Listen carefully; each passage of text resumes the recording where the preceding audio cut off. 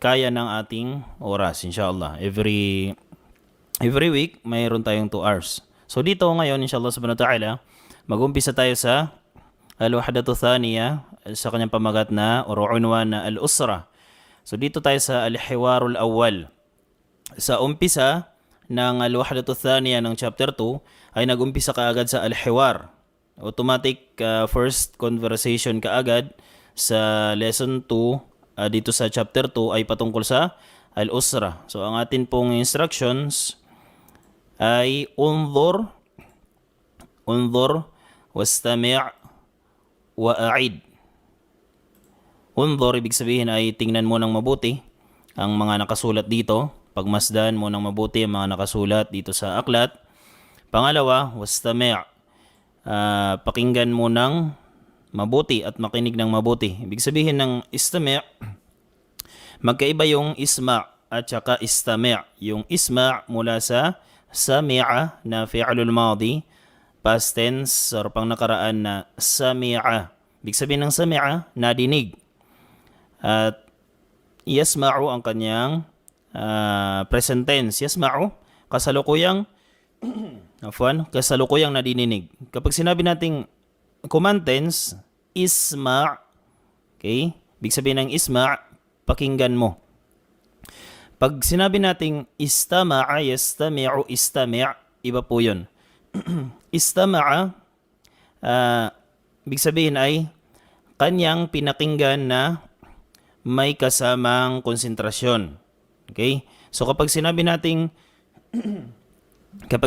sa command tense, fi'lul amr, kapag sinabi nating istami' ay makinig kang mabuti. Makinig ng may kasamang pag-focus or concentration. Yun po ang ibig sabihin ng, yun po ang farq, yun ang kaibahan ng isma' at saka istami'. Isma', importante ay napakinggan mo, nadinig mo. Okay? Pero kapag istami', kailangan pakinggan mo na may kasamang concentration. Pangatlong instruction, wa'a'id, at ulitin lamang mamaya after natin bigkasin ang bawat conversation dito. So pwede nyo ulitin dyan, inshallah subhanahu wa ta'ala. Bawat isa sa inyo, pwede nyo ulitin after nyong napagmasdan ng mabuti, napakinggan ng mabuti, pwede nyong ulitin inshallah subhanahu wa ta'ala. Okay, wa alaikumussalam wa rahmatullahi wa barakatuhu, Sister Hijara. Naam. So dito po ngayon sa conversation, mayroon po tayong una, si Ali at si Ammar. Si Ali yun at si Ammarun. Sila po ay miyembro ng miyembro ng pamilya. So nag-uusap po dito si Ali, conversation ni Ali at si Ammar. So conversation, meron po silang hiwar, pagpapalitan ng bawat salita patungkol sa topiko na al-usra. Patungkol sa topiko na al-usra or al-ahal or ang pamilya. Naam. Inshallah, wa alaikumussalam, brother Hafiz. Naam. Alhamdulillah po at naka-chat na po kayo dito sa live natin. Naam. Okay, so ulitin ko po kung kaya nyo po mag-invite sa iba, mas mainam. Yung mga kasamahan nyo din po na nag-register dito sa Al-Arabiyatu Bayna Yadayk. Okay? Para malaman nila na may pasok tayo at para makasali sila inshallah. Naam. Ahlan. Kadalik ya Sheikh Muhammad Umair, wa alaikumussalam wa rahmatullahi wa barakatuh. Naam. So dito po tayo sa conversation.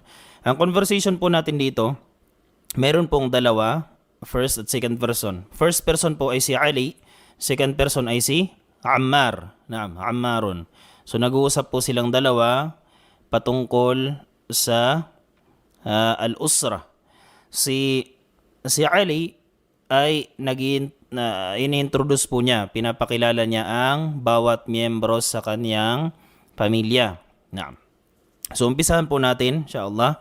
So dito ang conversation po na ito, ang hiwar na ito is paano po natin ipakilala paano natin ipakilala ang bawat isa sa miyembro ng ating pamilya. Halimbawa, meron tayong kausap, merong second person, tapos gusto nating introduce ang ating ang bawat miyembro ng ating pamilya, gusto nating introduce sa kanya ang ating tatay, nanay natin, kapatid natin babae, kapatid natin na lalaki.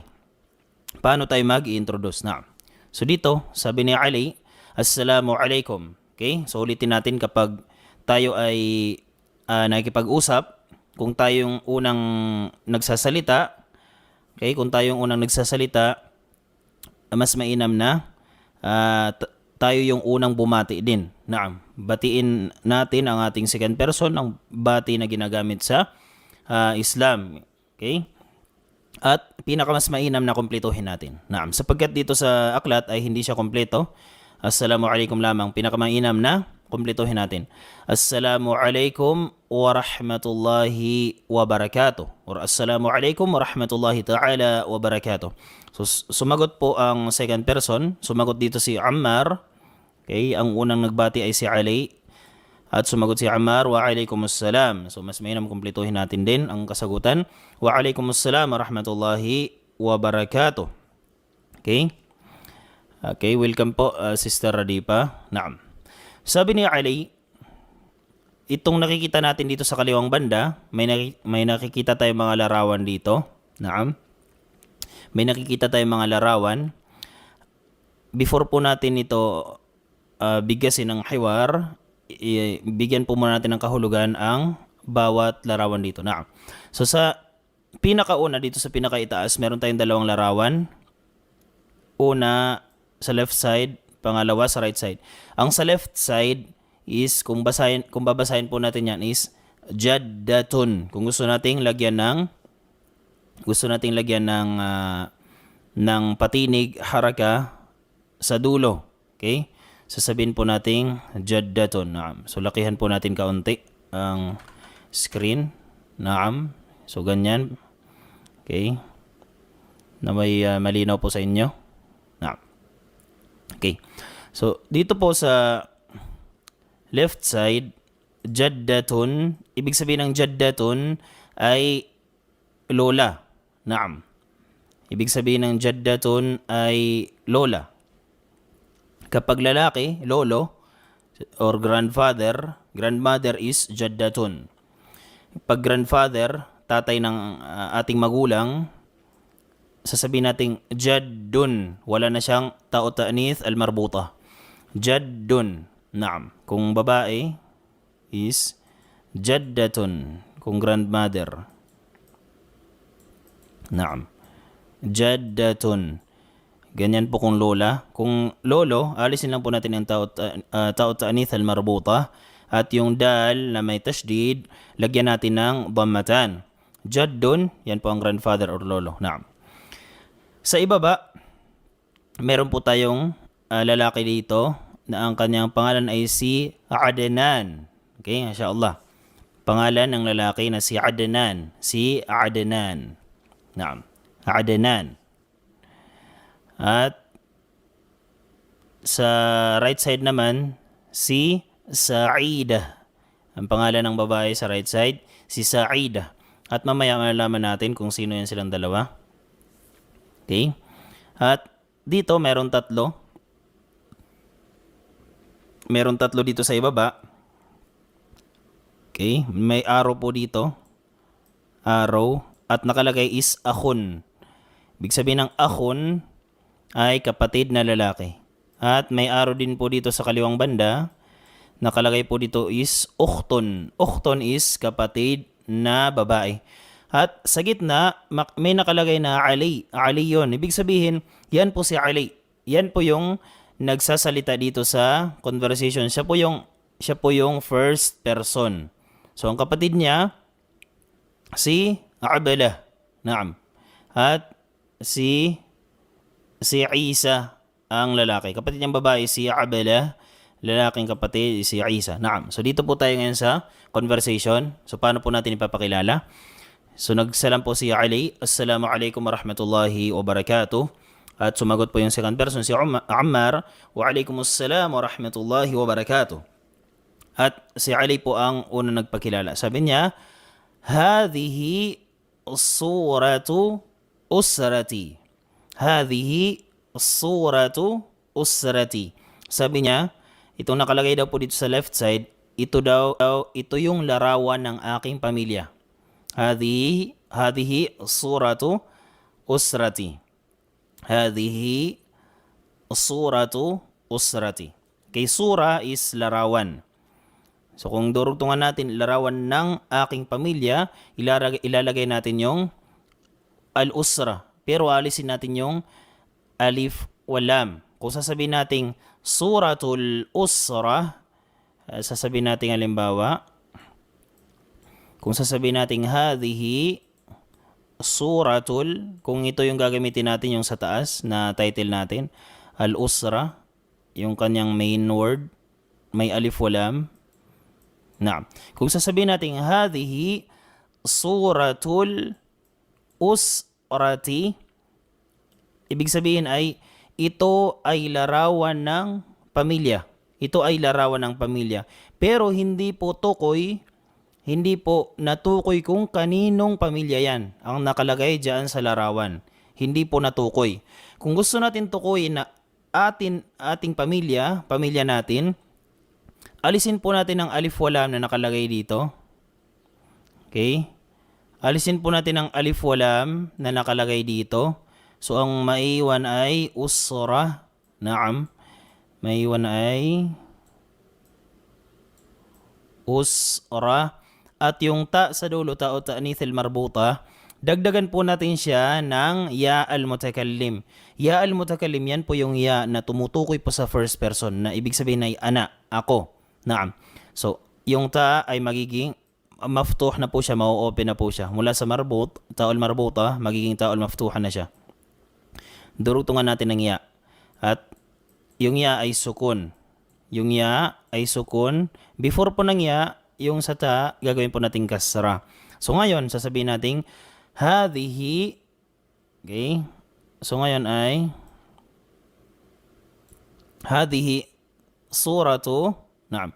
Hadhihi suratu usrati.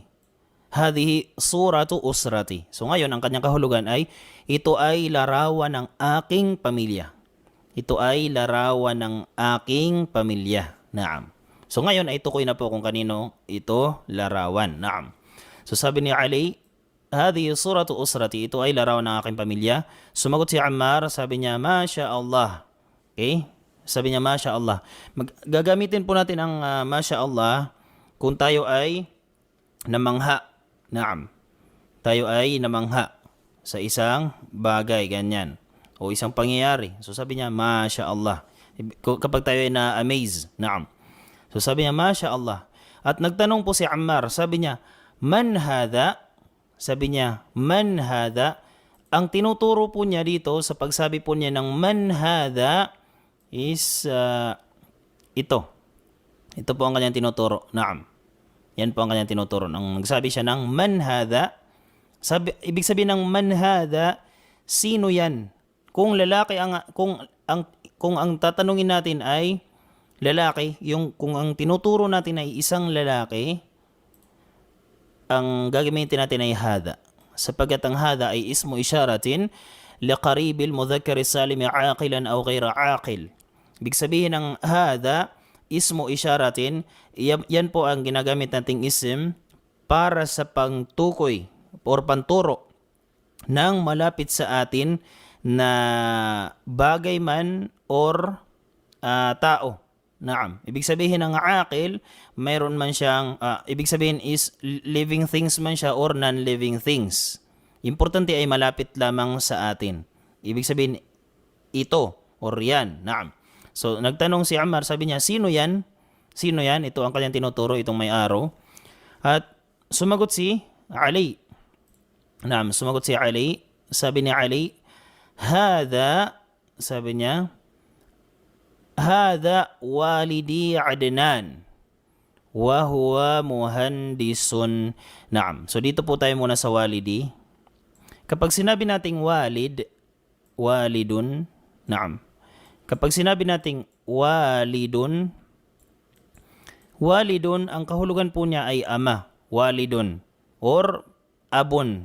Pareho lang po sila. Kapag sinabi nating abun or walidun, ang kahulugan po niya ay ama. Ngayon, paano po natin sasabihin na ama ko or aking ama? Ang gagawin po natin, kagaya po ng ginawa natin kanina sa usrati, maglalagay po tayo ng ya al-mutakallim. Maglalagay po tayo ng ya sa dulo, ya al-mutakallim, na ang kanyang kahulugan ay ako, kahulugan ay ana. At yung ya, gagawin po natin siyang sukun. At before po ng ya, ibig sabihin yung dal, before po ng ya, always po siya kasra. Always po siya kasra. So alisin po natin ang dhammatan. Naam. Alisin po natin ang dhammatan. Okay? So alisin na po natin dito yung dhammatan. So kapag sinabi nating walidi, ibig sabihin ay aking ama. Walidi, aking ama. Naam. So dito, sabi ni Ali, hadha walidi, yan ay aking ama. Yan ay tatay ko. Na si Adnan. Si Adnan ang kanyang pangalan. Wahuwa, at siya, kapag sinabi natin siya na isang lalaki, third person, huwa ang gagamitin natin. Wahuwa muhandisun, at siya ay engineer or siya ay inhinyero. Naam. So may katanungan po dito si Sheikh Hanif. Salam, paano natanggal ang al at ta'rif at anong dahilan? Naam. So ganito po yan. Kapag ang isang salita ay meron po siyang alut ta'rif, kasi ang tawag dito sa alif walam po na nakalagay dito sa umpisa, kagaya po kanina sa al-usra, ang tawag po sa kanya ay alut ta'rif. Ibig sabihin ng alut ta'rif, siya po yung alif walam na pinapasok po natin sa isang salita para maging definite ang isang salita. Ibig sabihin ng definite, known, kilala natin, may specific, particular na tinutukoy natin na bagay or tao man or pook o ano paman na pangalan na may specific or particular na tawag sa kanya. Naam. So kapag nakalagay ang alif walam sa isang salita, ibig sabihin siya ay definite. Naam. Siya ay definite noun or siya ay known. Naam. Ngayon, kung lalagyan po natin ang isang salita, ang isang salita na may alif walam, kung lalagyan po natin siya ng tinatawag na dhamir. Dhamir, ibig sabihin ng dhamir ay personal pronoun na tumutukoy sa atin. Pwedeng tumutukoy sa atin na first person, tumutukoy sa iyon na second person, or tumutukoy sa third person. So kung halimbawa sa first person, kagaya po ng ya, ito po ay halimbawa ng dhamir na tumutukoy po siya sa first person na ang kahulugan ay ana, ako. Naam. Na ang kahulugan ay ana or ako. Kapag idurugtong na po natin ang dhamir or personal pronoun doon sa isim, sa salita na mayroon po siyang alif walam, kailangan po na alisin natin ang alif walam. Kailangan na alisin natin ang alif walam sapagkat yung ya o sapagkat yung dhamir, kahit anong dhamir, first person, second person, or third person, sila po ay ginagawa po nilang definite yung isang salita. Ginagawa nilang definite noun. Ngayon, sa wikang Arabic, hindi po pwedeng magsama yung dalawang definite. Ibig sabihin, dalawang palatandaan ng ma'rifa, hindi po pwedeng magsama. So, ang rule sa wikang Arabic, al-ma'rifatu la tu'arraf. Kapag siya ay definite na, hindi na siya pwedeng gawing definite. Maliban na lang, alisin natin yung isang palatandaan na pumasok sa kanya, kaya siya naging definite. So kanina, halimbawa, al-usratu, so definite siya doon. So kung gusto nating gawing pamilya ko, kailangan ang unang kondisyon, alisin muna natin yung al para maging indefinite muna siya. Gawin natin muna siyang indefinite bago natin ipasok yung dhamir para maging definite naman siya uli. So hindi pwede na hindi natin alisin yung al at durugtungan natin ng ya. So sasabihin natin hadhihi suratul usrati, hindi pwede sapagkat magiging dalawa na ang palatandaan dito ng definite. So magiging double na. Kailangan alisin yung isa. Naam. So kung pipili na lang tayo, may iwan ba yung alif walam or alisin natin ang alif walam, papalitan natin ng gusto nating dhamir, personal pronoun. Pang first person ba, second person, or third person. So dito sa ano natin, sa aklat dito ngayon sa pinag-aaral natin dito sa pahina, kasalukuyang pahina. So tumutukoy po siya sa first person. Kung hayaan po natin na yung alif walam lang ang ilalagay natin doon, yung alif walam hindi po tayo maglalagay ng ya, so hindi po matutukoy kung kanino pamilya yan. Alam lang natin na ito ay picture ng o larawan ng pamilya pero hindi tukoy. So kung gusto natin tukoyin, alisin muna natin yung alif walam na naging dahilan kaya naging definite bago natin dugtungan ng definite para na sa atin. Dugtungan ng damir, personal pronoun para na sa atin. So ulitin ko, hindi pwede magsama ang dalawang palatandaan ng ma'rifah sa isang salita. Okay? Ganon din po ang tanwin. Kapag isang salita ay may tanwin, kapag papasukan na siya ng alif walam, kailangan alisin yung tanwin. Naam. Malalagay lang yung tanwin kung walang alif walam. Kapag may alif walam, hindi pwedeng lagyan ng tanwin. Hindi rin pwedeng magsama yung alif walam at tanwin sa isang salita. Naam. So yun po ang kasagutan, Brother Hafiz. Naam. Brother Hanif. Naam. Okay. Masya Allah. So sabi ni Brother Hafiz dito, pwede ko din po ba sabihin, Ustad, na hadha abi? Naam, mumtaz. Naam. Tama po. Pwede po. Kung gusto nyong sabihin na yan ay tatay ko. Naam. Yan ay tatay ko. Hadha abi. Hadha abi. Naam. Pwede po nating sabihin. Okay? Hadha abi. Basta kung gusto po nating gusto nating tukuyin ang isang salita para sa atin na first person, lagyan lang po natin ng ya sa dulo. At ang ya na yun ay sukun. Tapos before po ng ya ay lagyan po natin ng kasra. Okay? May katanungan pa po kayo? Okay? So alhamdulillah. At ngayon, diretso po tayo sa conversation. Naam, patuloy po natin. Okay? Walang anuman, Sheikh Hanif. Okay, alhamdulillah po. At naintindihan nyo na. Naam. So sabi naman ni Ammar, nagtanong na naman ngayon si Ammar. Sabi niya, waman hadhihi? Ulitin ko po, Shabab. Kapag nagtatanong po tayo, kung ano po ang, kung ang ating pangungusap ay patanong, kailangan yung tono natin ay patanong din po. Kailangan ang tono natin ay patanong din. So kanina nagsabi dito, sino yan? So mali kapag sasabihin natin man hadha. Man hadha. Yung parang wala siyang tono na patanong. So kailangan patanong din po yung tono natin. So sino yan? Man hadha. Sino yan? Kapag tinutukoy natin ng isang lalaki. So nagtanong naman dito si Ammar. Sabi niya, waman hadhihi? Waman hadhihi? At ang hadhihi naman niya, Shabab, ang hadhihi ay ismu isyaratin liqaribil muannathi aaqilan aw ghayra aaqilin. Naam. Ismu isyaratin liqaribil muannath aaqilan aw ghayra aaqil. Ang hadhihi naman sa wikang English ay this is. Ito o yan. Ginagamit natin sa pagtukoy sa malapit sa atin, living things or non-living things, na tumutukoy sa pangbabae. Tumutukoy sa babae or tumutukoy sa salita, bagay na napapabilang sa pangbabae. Halimbawa ng bagay na napapabilang sa pangbabae, as-saburatu. Saburaton, yung blackboard. Okay? Sapagkat nagtatapos siya sa taol, marbuta. Mayroon siyang palatandaan na pangbabae. Haqibatun, yung bag. Haqibatun. So, pangbabae din siya. So, non-living thing siya, pero pasok siya sa mga salita na pangbabae. Kalima al-muannatha. Pasok siya sa pangbabae. So, hadhihi ang sasabihin natin. Naam. Okay? Okay. So, alhamdulillah.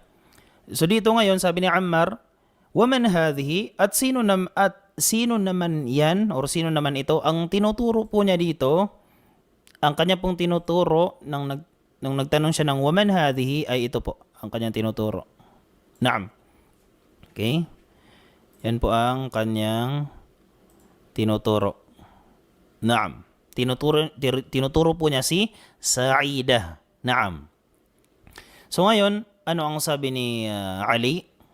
Sabi ni Ali, sabi niya, hadhihi walidati. Naam. Kung ang walidun ay tatay, kaya ito po, babaguhin po natin ito. Naam, kung ang walidun ay tatay, maglagay lang po tayo ng ta'ut ta'nith al-marbuta sa dulo. Walidatun. Kapag walidatun ay nanay. At siya din po ay Kapag sasabihin natin walidatun or ummun, ay isa lang po ang kanilang kahulugan. Yung walidun at abun ay tatay, walidatun at ummun ay nanay. So kapag sasabihin natin na nanay ko, pwede tayong magsabi ng ummi or yung ta'ul marbuta ay gawin nating maftuha. Naam. Yung ta'al marbuta, gawin nating maftuha at dugtungan natin ng ya. Ya'ul mutakallim na tumuturo sa first person. At yung ya ay sukun, tapos yung before ng ya ay kasra. So walidati. So kapag sasabihin natin ummi or walidati, ibig sabihin niyan ay nanay ko. Naam. Okay, wa alaikumussalam. Ahlan, Sister Fatima. Naam. So walidati, nanay ko. So nung sinabi po ni Ali, hadhihi, so hadhihi na po ang gamit niyan, hindi na po hada. Kanina, hada walidi, yan ay tatay ko. Dito, hadhihi. Hadhihi walidati. Ito ay nanay ko. Na si Sa'idah. Si Sa'idah ang pangalan. Si Sa'idah. Naam. At Sa'id, ang kahulugan din ng Sa'id sa wikang Arabic ay kapag sinabi natin Sa'id ay maligaya. Sa'id. Sa'idah, maligayang babae. Naam. Happy. Naam. Or fariha. Naam. Fariha or Sa'idah. Sabi niya, ito ang aking nanay na si Sa'idah, wahiya tabibatun, at siya ay doktora. At siya ay doktora. Naam. So nagtanong na naman si Ammar. Sabi niya, waman hadha? Okay, at sino naman yan? Sino ang kanyang tinuturo dito? Okay, ang tinuturo niya dyan ay ito. Itong pangatlo. Naam. Sabi ni Ali, okay, sumagot si Ali. Sabi ni Ali, hadha akhi. Yung akh, ito po dito. Ibig sabihin ng akh, akhon, kapatid na lalaki. So kung gusto nating sabihin na kapatid ko na lalaki, kagaya po ng ginawa natin kanina sa walidi or sa walidati. Sa dulo, lagyan po natin ng ya. Ang tawag po sa kanya is ya'ul mutakallim. Ya para sa first person. Lagyan natin ng ya na sukun sa dulo at before ng ya, always po siyang kasra. So sasabihin natin, hadha akhi, yan ay kapatid kong lalaki na si Isa. Isa, wa huwa talibun, at siya ay estudyante. Naam. Siya ay estudyante or siya ay mag-aaral. Naam. Hadha akhi Isa wa huwa talibun. Yan ay kapatid kong lalaki na si Isa at siya ay estudyante. So nagtanong na naman si Ammar. Sabi niya, waman hadhihi? At sino naman ito? So ang tinanong dito ni Ammar is yung pinakaunang larawan. Naam. Ang tinanong ni Ammar ay itong nasa left side ni Ali. Naam. Ito po yung tinanong niya. Waman hadhihi? Naam. So sabi niya, waman hadhihi? At sino naman ito? So hadhihi, automatic kapag hadhihi ang ginamit natin ay babae ang tinutukoy sa loob ng pangungusap. So sabi ni Ali, sabi niya, hadhihi ukhti. So ang kapatid na lalaki ay akhon, kapatid na babae naman ay ukhton. So kung gagawin natin kapatid kung babae, naam, kapatid kung babae, ang sa dulo lalagyan natin ng ya al-mutakallim. Naam, lagyan natin ng ya al-mutakallim. At before ng ya, yung ta, lagyan natin ng kasra. So magiging ukhti. Naam. Hadhihi ukhti, sabi ni Ali. Hadhihi ukhti. Ito ay kapatid kong babae na si Ablah. Si Ablah ang kanyang pangalan. Okay? Wahiya muallimatun. At siya ay guro. Siya ay teacher. Naam. At sa dulo na po niya nilagay dito ang wahada jaddi wahadihi jaddati. Hindi na po nagtanong si Ammar. Dito na po. Okay? So ulitin natin. Ang jaddun, meron po siyang, yun sa dal, meron po siyang tashdid. Jaddun ay grandfather, lolo. Jaddatun ay grandmother, lola. So kung sasabihin natin lola ko, lalagyan natin ng ya al-mutakalim sa dulo. At yung ta ay magiging ta'ul maftuha. Jaddati. Jaddun, jaddi. Naam. So sa dulo, sabi ni Ali, at ito ang kapatid kong babae na si Abla at siya ay teacher. Wahada jaddi, wahadihi jaddati. At ito naman ang aking lolo at ito ang aking lola. So sabi ni Ammar, Masya Allah. So Masya Allah, sinasabi natin kapag tayo ay na-amaze. Naam. Or namangha. So sabi niya, Masya Allah. Okay? So alhamdulillah, ay natapos po natin yung conversation dito sa 28. May mga katanungan po kayo?